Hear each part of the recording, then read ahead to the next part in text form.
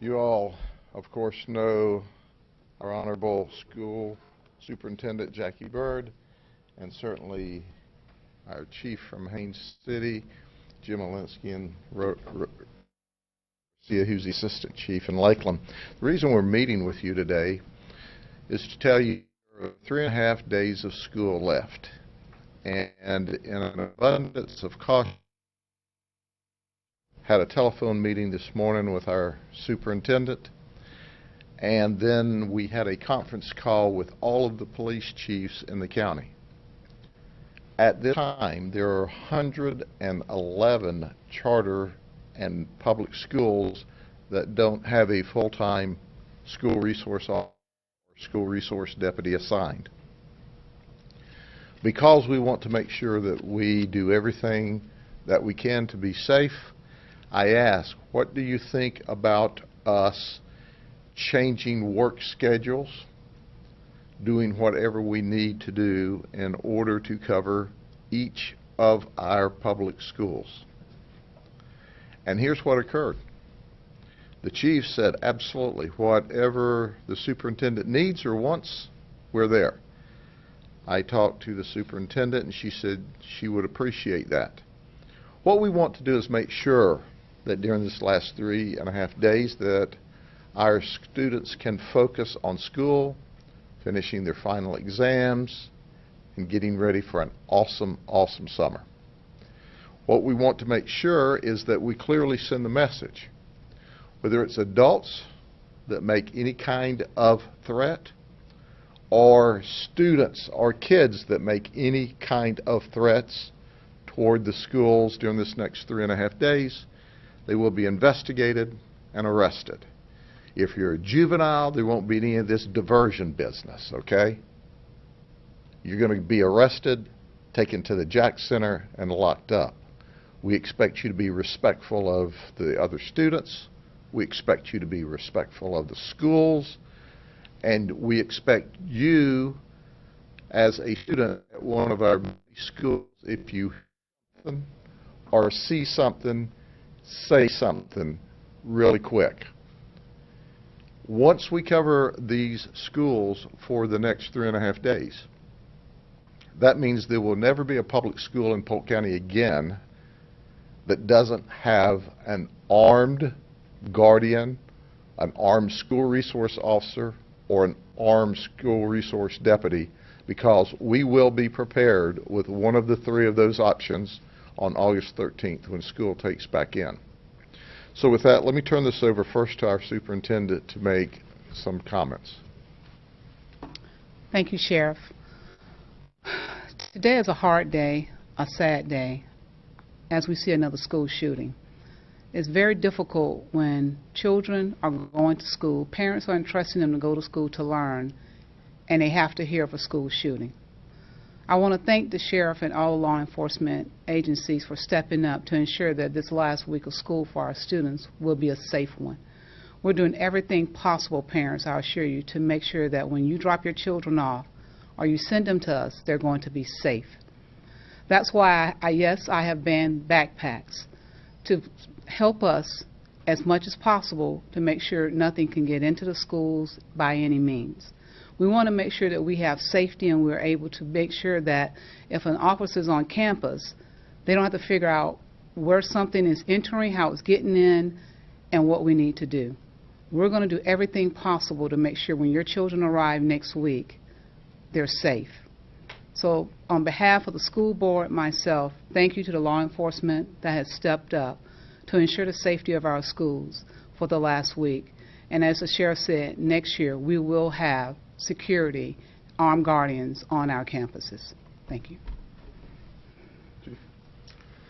I can assure the residents of Haines City, the students, the faculty of Haines City, that we will continue the law enforcement presence we've had since the shooting in Broward County. There will be law enforcement on the ground each and every day to ensure the safety of our kids. And nothing's going to change. Thank you. Good afternoon. We absolutely appreciate the partnership with the Sheriff's Office as well as the school board in keeping the children safe. We will have all our campuses covered, and just again we make a plea to the teachers and the parents to keep a sharp eye out on anything that looks out of the unordinary and to let us know as soon as possible. Thank you.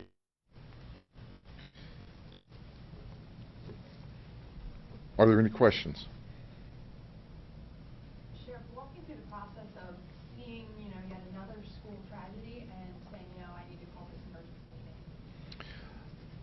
When we learned once again of this school shooting, you must understand that even though it happened at Santa Fe High School in Santa Fe, Texas, we digest that as if it happened to our children personally, because they're all our children.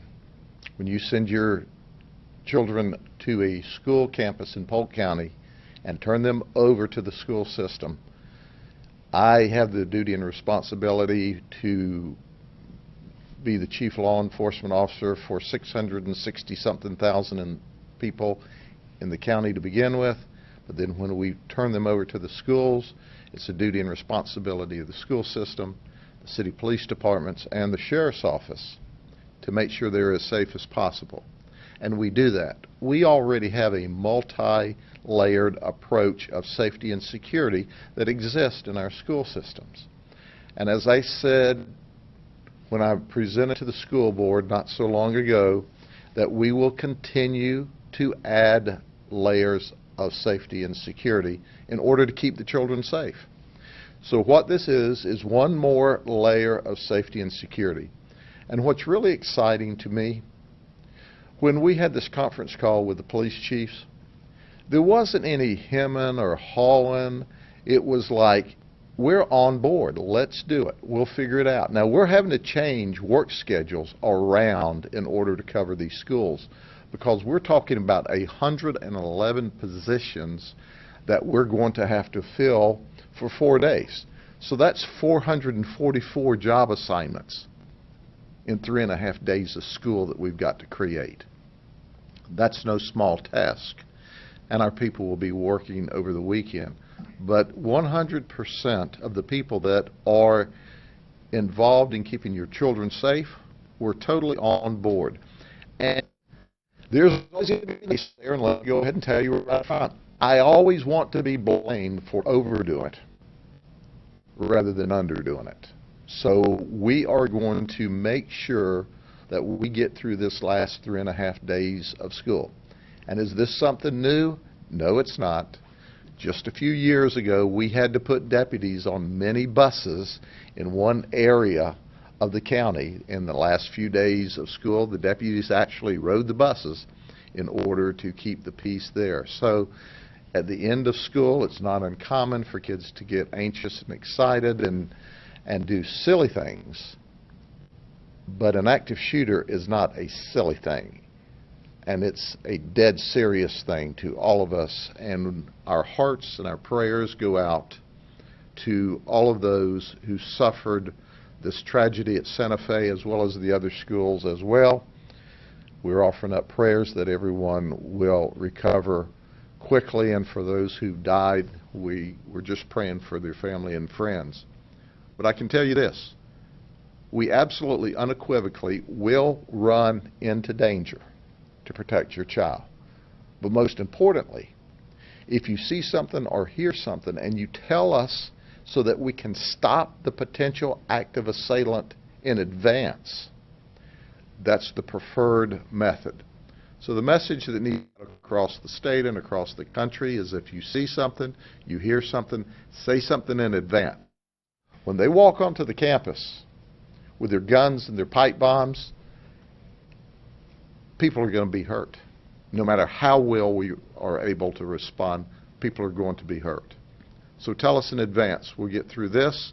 And once again, today is the last afternoon in the Polk County school system that there won't be armed security on every public campus. Okay? Will that include charter schools as well? Charter schools are also known as public schools. Yes, sir. Because it's short notice and you had to change around the schedules, will the community still be covered? Are you just doing overtime shifts? We will absolutely not take resources from our normal patrol that that patrol and keep the community safe.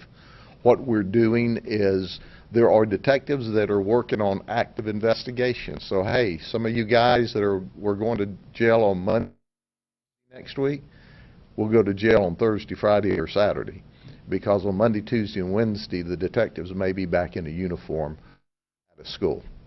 So we are realigning schedules for that 3.5 days. We'll all get done. We're just going to have to take the resources that we have available, because quite frankly, if overtime and personnel weren't an issue, we would have had law enforcement officers on every campus year in and year out forever. So at the end of the day, we can do this. We can cover 111 schools for 444 additional shifts during the next 3.5 days without reducing the safety and security of the community. And that was a lot of the conversation that the chiefs and I had together. Some smaller PDs or just may not have the resources. Are you guys on the cover for them as well? Yes, sir. We have some of the smaller police departments certainly don't have the additional resources necessary, and we are assisting them. No mistake about it. The uniqueness about this county is the chiefs and I, first and foremost, are friends, and we respect each other and we work together. So we all work every day across the city. All the people in this community are safe, and it's an honor to work with these chiefs, and it's an honor to work with a school superintendent and a school board who gets it, and everyone gets it. We're going to do everything possible, and we need the community to do everything possible to help keep the students safe. And when it comes to the community, it's if you see something, hear something, say something. If you see a weird picture or your child says, look at this picture this guy sent, or this quote that he sent. Or in one case we're working on right now, a t-shirt that said, "Born to Kill." That's a clue. Call us.